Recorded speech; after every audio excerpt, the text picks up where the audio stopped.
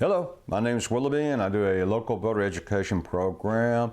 And I'm working on doing a half-hour live 5 days a week from 12:30 to 1, a YouTube 30-minute live. I think I'm going to call it the Local Voter Education Hiccup, and bring out one little issue each day. And I'll be doing this 5 days a week, Monday through Friday. And hopefully in the near future, by midterms, maybe we can get some candidates to come on, and maybe you can take some questions or try to get to know who the hell you're voting for. This voting for people you don't know who the hell they are has got to stop because, well, you'll see why in the future. But now this video is going to be about who runs Fort Worth, who's in charge. I want you to know who the people are that are in charge of Fort Worth. And I'll show them to you.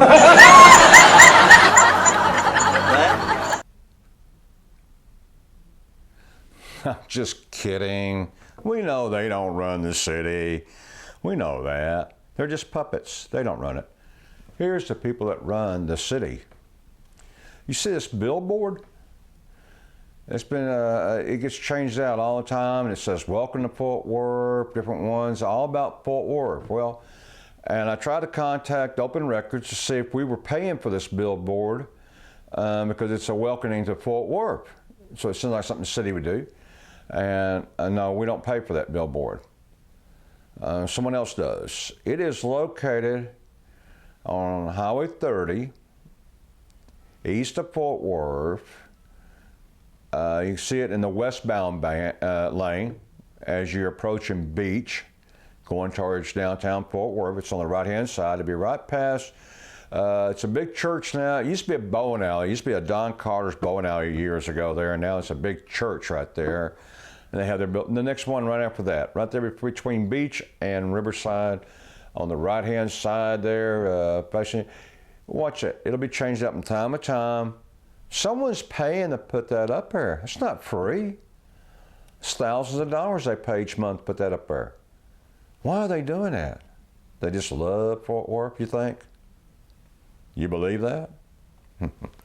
I'll tell you who put that up there. The people that are putting that up there are the people that own Fort Worth. They're the ones that own Fort Worth. They're the ones that are running it. You know who should own Fort Worth? Us. But we don't do our civic duty. Not with less than 5% voting, we ain't doing crap, I'll tell you. And we're not going to do anything until we get more people realize voting. And they know that. So the whole thing's set up to keep people from voting. Media, schools, the whole lockdown, the whole mess is really to uneducate people that it's their responsibility to take care of their city. And Fort Worth is a home rule city. It became that in 27, meant that we decide. But if we don't do it, these people have done it. They're not part of the government. They're developers, real estate. I don't know exactly, but these are the people that own the Fort Worth. I want you to take a look at this this leaflet here. Came up. I got 4 rounds of these in the mail. 4 rounds. City didn't send these out. They didn't mail them out. No. The people that own Fort Worth mailed them out. This was hundreds of thousands of dollars they spent mailing these things out. And like I said, I got 4 rounds. Voting yes. Vote yes. Well, sure, they're going to say vote yes. They're going to make a ton of money off of this. They don't give a damn about the city, quality. And I'll tell you the problem behind this. All city council did, once again, we'll go back to the puppets. They put it on the agenda, and they put it on the ballot, but that's all they did. They didn't hold no task force meetings.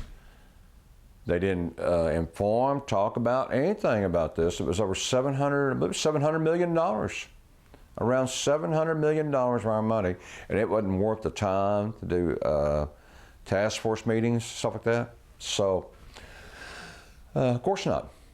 They're puppets. Their job was to do one thing, put it on the ballot for these people, because these are the people that run the city. They own the city. This is a mixer of people that I can tell you some, or the Basses are one. They partly own it. The POA and the Firefighters Association, they own parts of this city with putting in candidates to get their part. I don't think for 1 minute the drug cartel don't own some of these candidates, because they do. The drug cartel has got their hands all in this shit. I'm telling you, they do. But you know who should be running this city? Us, you, me. Okay? That's who should be running it. So that's why I spend time at school board meetings, which is another. I mean, I don't know how we're going to change it. The people now, and this that right now, don't give a damn about anything but themselves. Anything outside their bubble, they don't lift their fingers. So the city's got, these people got it good downtown, the way they got to control it. Unless somehow or another we can break the ice and get enough people to wake up and just speak out. That's it. And I'll tell you where it'll start at. October. The second council meeting of October will be a daytime meeting at close to the end of the month. The new schedule, which is a communist schedule, the one that takes away free speech, that gives everything to the government, but not us. Takes from us, but it gives to them. It's going to come on the agenda. It has to. They're going to come on one time a year. They have to put it up every year for renewal. They don't advertise. They don't talk about it. They don't ask you about this new schedule if you like it or not. They don't even want it mentioned. And this is the reason why Maddie Parker banned me 3 months from city council. The second time it came on the agenda, she banned me starting a month before the schedule, and that period. And that is the reason why. She did not want me in the building, did not want anything, because they know it's wrong. Councilmember Crane knows it's wrong. They all know it's wrong. They know it's wrong, and they know it's crooked. It's common, and they're going to keep it, though, until we put it back. So, I mean, if we can get enough people to inform other people or start telling people or find people that give a damn about the First Amendment, that give a damn that people that are running our city are nothing but self-centered hoodlums, you could call them, you might as well. Until people start caring, you know. So that's what I do these videos for.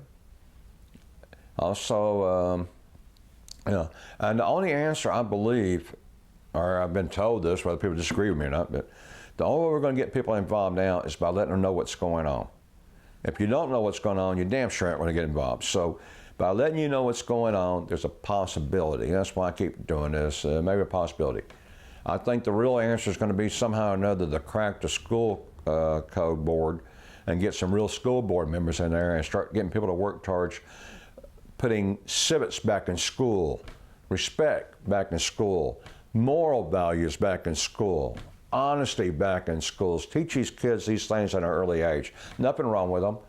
If any parent's got something against you teaching their kid honesty, that parent ought to be run out of that kid ought to be taken away from that parent right there. If you don't want your kids to understand honesty and respect, you've got a problem. I don't think you should be raising kids. So, and I don't believe there's very many parents like that, but I don't believe the majority are like that. I believe they want honesty. So that's where I think the real is a long-term thing to do. But in the meantime, I'll keep chipping at this and yelling at this and pointing it out to people that, you know.